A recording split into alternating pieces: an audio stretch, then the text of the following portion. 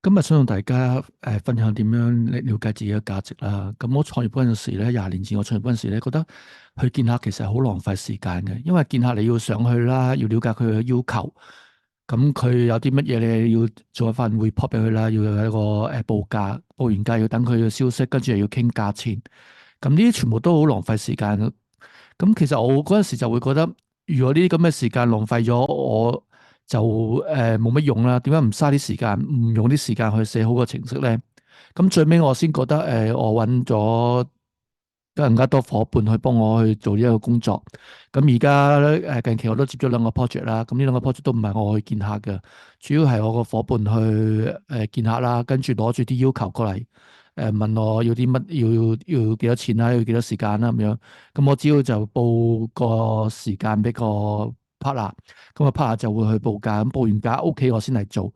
咁做完，因為佢知道所有要求嘅話，做完個系統就可以交俾佢，跟住佢就去幫手去安裝啦。啲咩問題就去做支援。咁呢樣嘢就完全可以慳咗我好多時間。咁除咗同呢個伙伴嘅話，可以共幹更加多唔同嘅人。因為而家除咗固定嘅一個銷售伙伴，其實我有好多唔同嘅銷售伙伴啊、合作伙伴啊，可以同我一齊去做一啲嘢。咁我自己知道自己嘅價值就係喺度寫程式，咁寫啲程式出嚟最值錢嘅話就係嗰啲 source code 啦，同埋你行業嘅 know-how 啦，即係你知道例如個零售系統應該點樣做啦，點樣去做啲 report 啦，點樣去做啲報表。咁你知道個管理費收費系統係點樣去收費啦？點樣用呢個 QR code 轉數快去俾錢啦？同埋呢個 VPS 啦。咁呢啲嘢全部都係啲知識嚟嘅。我哋做咗好多單，咁將呢咁嘅知識賣俾唔同嘅客戶。咁啲客戶全部都係要啲咁嘅需求嘅。即係你收管理費，有好多唔同嘅業主立案法團要收管理費。咁佢哋需要啲咁嘅系統嘅話，我哋將啲咁嘅 solution 賣俾唔止一個，可能10個、100個、1000個。好似我餐飲咁樣買咗4000、5000套咁樣，咁我可以帶一啲最遠嘅收入。咁近期仲要分享咧，就係我個仔啦，就做咗因為我同佢講，其實可以做到啲 demo。咁例如我想做一個booking 嘅，即係例如髮廊啊，呢個美容啊，要做一個預約系統。咁我又做咗一個簡單嘅預約，話俾我知，如果啲客需要嘅話先去做啦。咁我呢度我想分享下，其實而家呢個年代比較難啊。我嗰個年代都仲可以，我個年代可以做一啲 demo，簡單嘅 demo。因為當時就啲客冇咩選擇嘅，即係例如租隻影碟嘅系統。咁2001年廿幾年前其實冇啲咁嘅系統嘅。